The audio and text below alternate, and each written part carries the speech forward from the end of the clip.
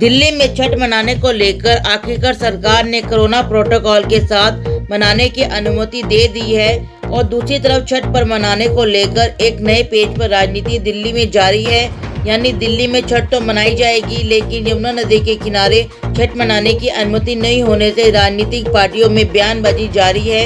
एक तरफ केजरीवाल ने एलजी को पत्र लिखकर छठ मनाने की अनुमति को लेकर आग्रह किया था और दूसरी तरफ भाजपा और कांग्रेस अपने प्रदर्शन के दबाव को लेकर कामयाबी बता रही है। ऐसे में यमुना नदी पर छठ मनाने को लेकर असमंजस की स्थिति बनी हुई है और दूसरी तरफ दिल्ली प्रदेश भाजपा के प्रदेश प्रवक्ता ब्रजेश राय ने दिवाली मिलन समारोह में कहा कि वह छठ की पूजा यमुना नदी के किनारे ही करेंगे। आइए सुनते हैं प्रदेश प्रवक्ता ने क्या कहा। यहाँ पर अब भारतीय जनता पार्टी का क्या स्टैंड है कि आप लाखों पूर्वांचली यमुना जी के घाट पर छठ पूजा मनाएंगे या नहीं मनाएंगे? देखिए, सबसे पहले सभी दिल्ली वासियों को और आप सभी लोगों को दीपावली की बहुत बहुत शुभकामना।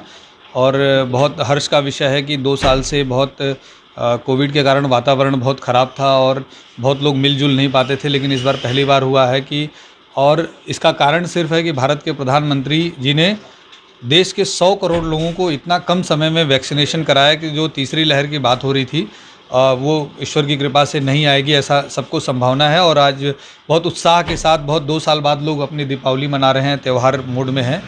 हाँ, एक बात मैं ज़रूर कहना चाहूँगा, भारतीय जनता पार्टी का बहुत क्लियर कट स्टैंड रहा है। हमारे प्रदेश अध्यक्ष, हमारे सांसद और पूर्व प्रदेश अध्यक्ष मनोज तिवारी जी, आदेश गुप्ता जी, सभी ने पूर्वांचल वासियों की जो आस्था का केंद्र है छठ पर्व, उनकी आस्था है, उनका जीवन है वो, जिसके लिए उनके मन में बहुत सम्मान है। और धार्मिक हमारा जो विषय था उसके लिए हमने अरविंद केजरीवाल के घर का घेराव किया और कहा कि हमें छठ मनाने की अनुमति दी जाए। जब दीपावली मना सकते हैं, जब त्यौहार हो सकते हैं, जब रैलियां हो सकती हैं, तो छठ क्यों नहीं मना सकते हैं? और जब इस देश के 100 करोड़ लोगों को वैक्सीनेशन हो गया है और बहुत सामान्य स्थिति है, मुझे लगता है कि अरविंद केजरीवाल के लोग जो उनके पूर्वांचल के प्रतिनिधि जीत के आए हैं, मुझे लगता है अरविंद केजरीवाल के डर से वो घर में बैठ गए हैं।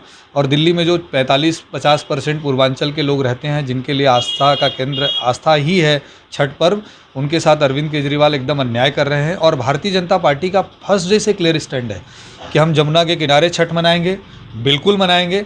हम अनुशासित हैं, हम नियम को मानते हैं, लेकिन आप हर नियम हमारे ऊपर थोपोगे कोई ज़रूरी नहीं है, उसको हम माने कोई ज़रूरी नहीं है। छठ पर किस तरीके की तैयारियां हैं आपकी? आप किस तरीके से कोरोना का प्रोटोकॉल करते हो, पालन करते हो? आप बताइए, हम बाज़ार में आप चले जाइए, किसी बाज़ार में लोग मास्क लगा के जा रहे हैं, लोग सैनिटाइजिंग कर रहे हैं, हाथ को प्रोटोकॉल का फॉलो करेंगे, दूरी बनाए। आप एक बात समझिए, ज़्यादातर लोग यमुना में नहाते नहीं हैं। हरिद्वार में क्या लोग नहा नहीं रहे हैं?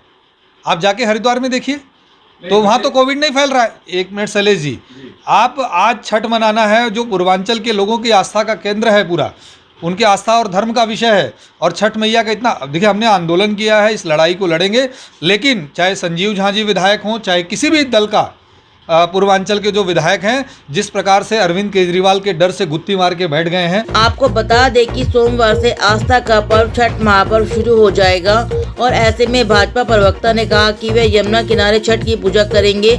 अब देखने वाली बात ये होगी कि क्या छठ पूजा यमुना के किनारे हो पाएगी या नहीं। फिलहाल ये कह पाना मुश्किल है, लेकिन छठ पर्व को लेकर भाजपा और आप में जारी पलटवार जरूर देखा जा सकता है। टोटल खबरें दिल्ली से राजेश खन्ना की रिपोर्ट।